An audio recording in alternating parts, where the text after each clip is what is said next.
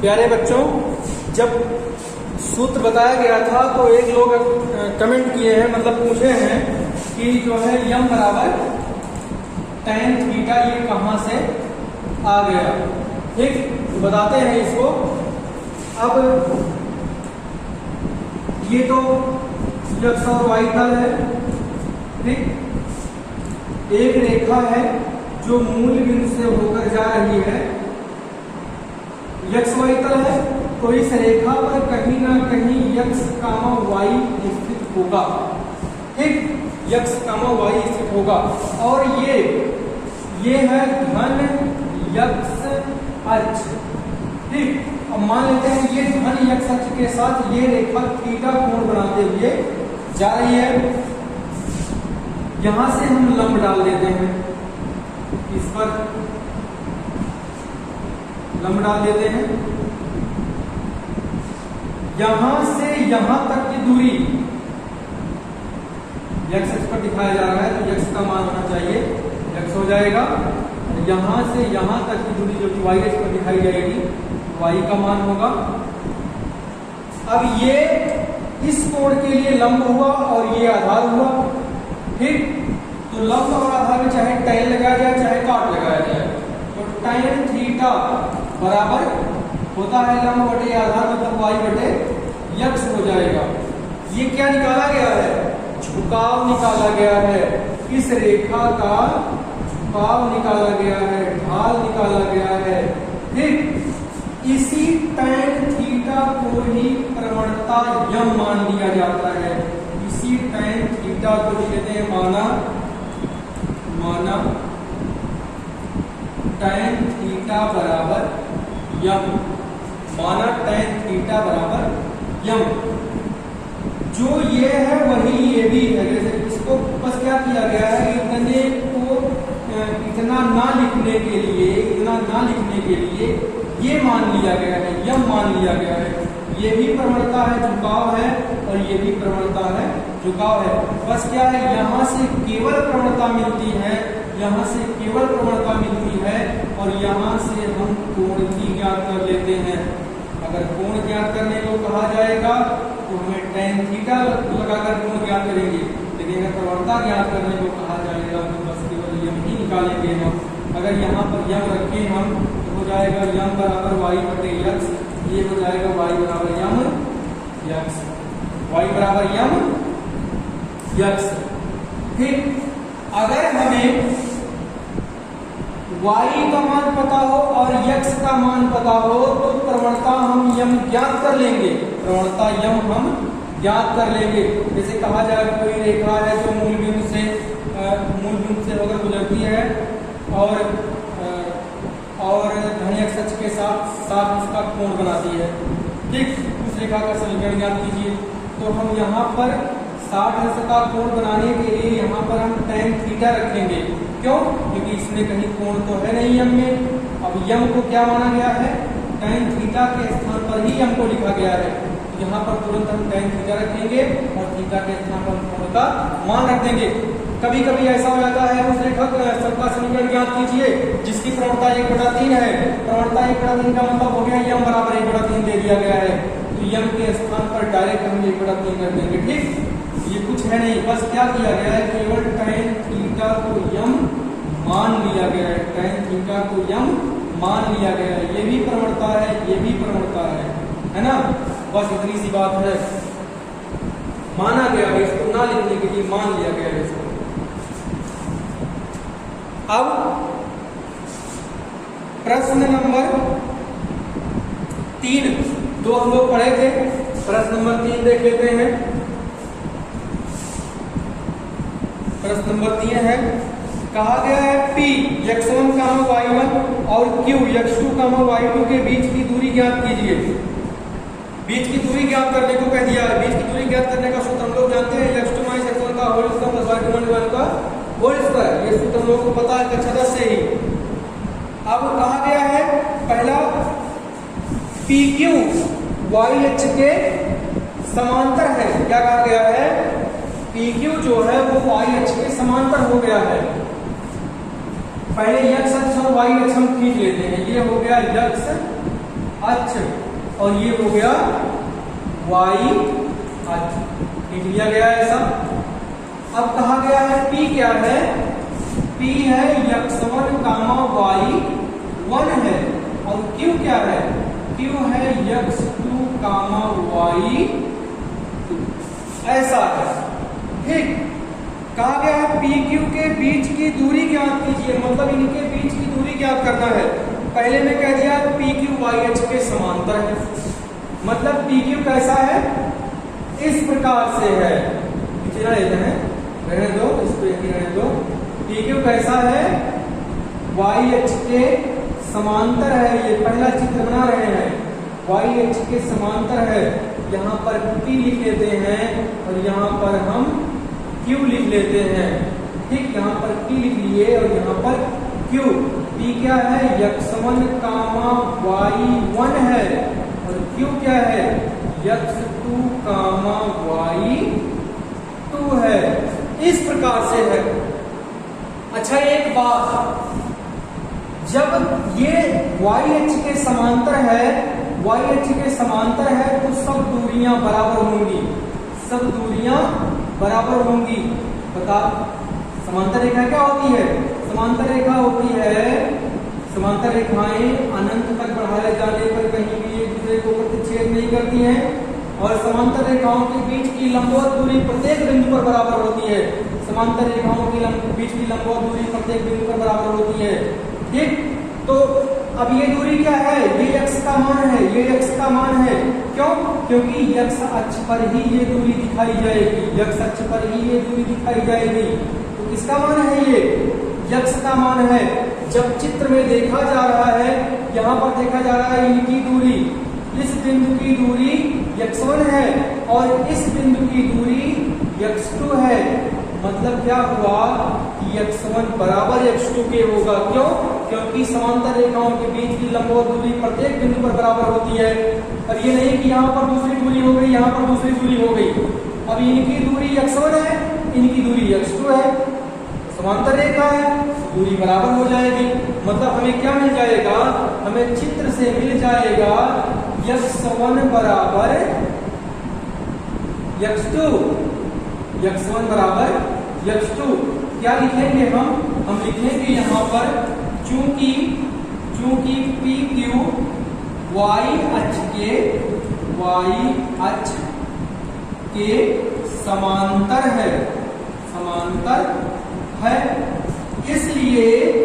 इसलिए x1 बराबर x2 के होगा। क्यों होगा? बताया गया, समांतर रेखाओं के बीच की लंबवत दूरी प्रत्येक बिंदु पर बराबर होती है। अब ये x1 है, ये x2 है, ऐसा संभव नहीं है। क्यों? अगर ऐसा संभव हो जाएगा तो ये रेखा समांतर ही नहीं होगी। ठीक, इसीलिए x1 बराबर x2 लिखा गया है। अब x1 बराबर x2 के हो गया है। अब हम PQ के बीच की दूरी ज्ञात कर लेते हैं। लिखते हैं PQ बराबर √x2 माइनस x1 का whole square plus y2 minus y1 का होल स्क्वायर। अब x1 बराबर x2 के है तो यहाँ पर हम लिखेंगे PQ बराबर √x2 माइनस x2। ठीक, क्यों लिखा गया x2 माइनस x2? क्योंकि x1 बराबर x2 के है तो x1 के स्थान पर x2 लिखा जा सकता है प्लस y2 माइनस y1 का होल स्क्वायर। ऐसा हो गया।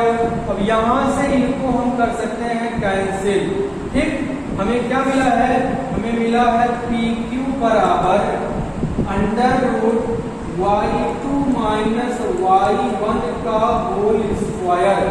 यहाँ से वर्ग, ये वर्ग और ये वर्गमूल कैंसिल कर दिया जाएगा।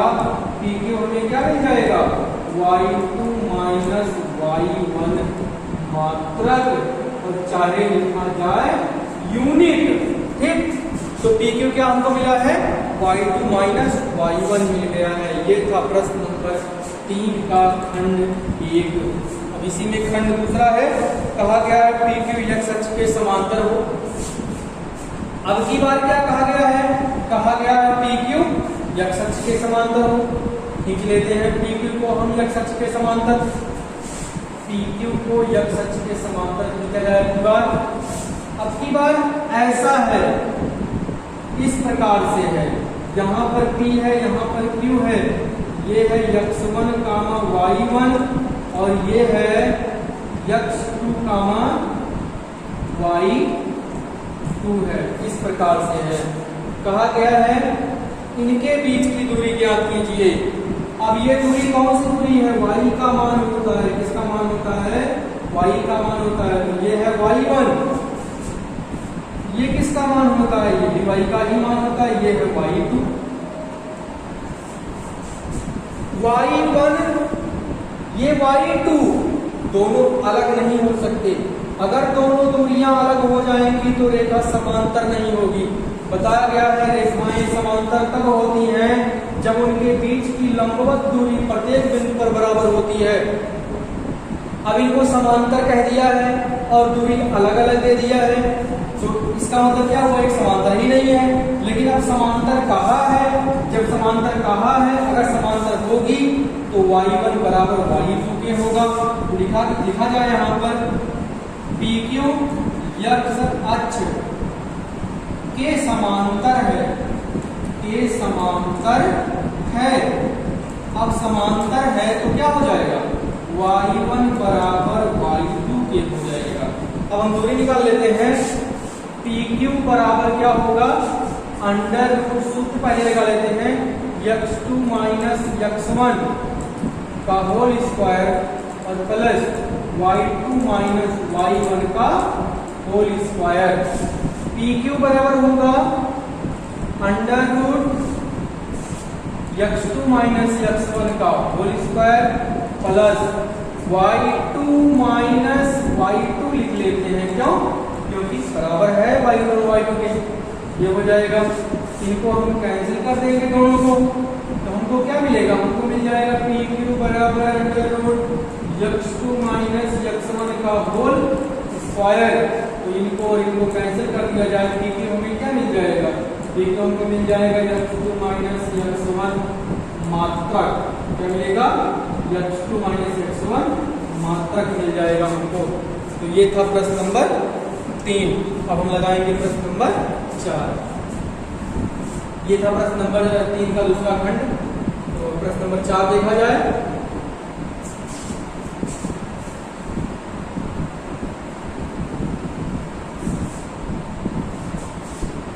प्रश्न नंबर 4 में है x अक्ष पर एक बिंदु ज्ञात कीजिए जो 7, 6 और 3, 4 बिंदुओं से समान दूरी पर है।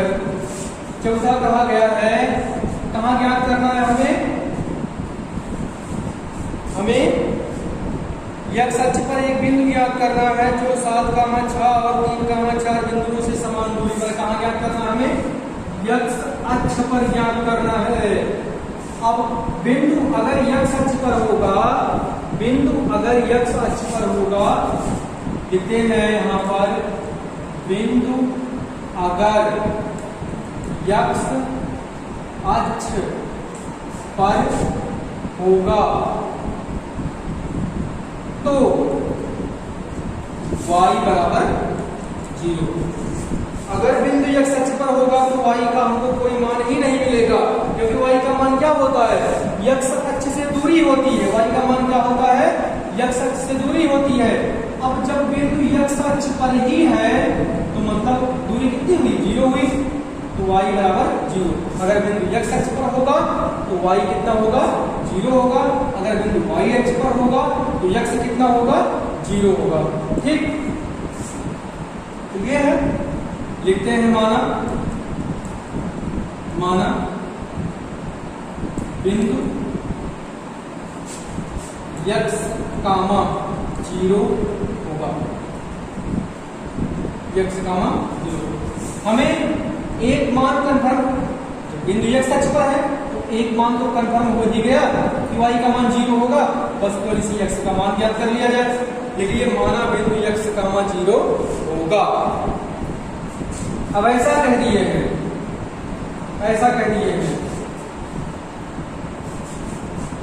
ये कहे हैं 7, 6, 3, 4।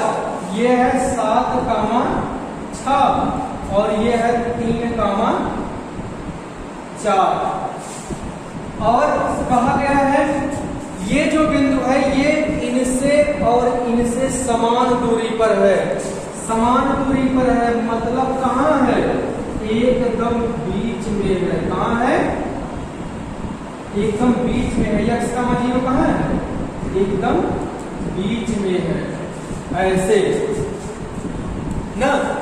क्यों, क्योंकि ये कहे हैं बिंदुओं इतना और इतना से समान दूरी पर है। कौन, x, 0 समान दूरी पर है, मतलब जितना ये है उतना ही ये है, अब जितना ये उतना ये, मतलब ये क्या कहाँ है, ये बीच में है, मध्य बिंदु पर है। तो हम लोग कक्षा 10 में सूत्र पढ़े थे मध्य बिंदु का, x1 प्लस x2 अपान 2 y1 प्लस y2 अपान 2, ऐसा पढ़े थे। तो y और y2 से हमको मतलब है नहीं, क्योंकि 0 हो रहा है। हमें किसका मान ज्ञात करना है, हमको केवल x का मान ज्ञात करना है। तो x1 और x2 का प्रयोग कर लेंगे।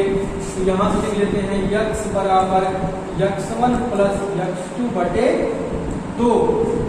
ठीक, सूत्र है, सूत्र है ना। अब क्या होगा, अब x1 कितना है, 7 है, x2 कितना है, 3 है। तो x बराबर लिख लेते हैं 7 धन 3 बटे 2। x कितना हो जाएगा, 10 बटे 2। x कितना हो जाएगा, 5। x का मान कितना हो गया, 5। अतः बिंदु क्या होगा, अतः बिंदु x के साथ 5 रख देंगे, 5 का मान 0 होगा। लिख लेते हैं अतः बिंदु 5, 0 होगा। ठीक, इस प्रकार से कोई भी प्रश्न आएगा बस ऐसे ही हम लगाएंगे। अगर कहा जाए y अक्ष पर है तो y अक्ष पर जब होगा तो x का मान 0 हो जाएगा, x का मान 0 हो जाएगा तो हम y का प्रयोग कर लेंगे। ठीक, तो प्रश्न नंबर 4 तक इस वीडियो में, अगले वीडियो में और कुछ पढ़ेंगे हम। धन्यवाद।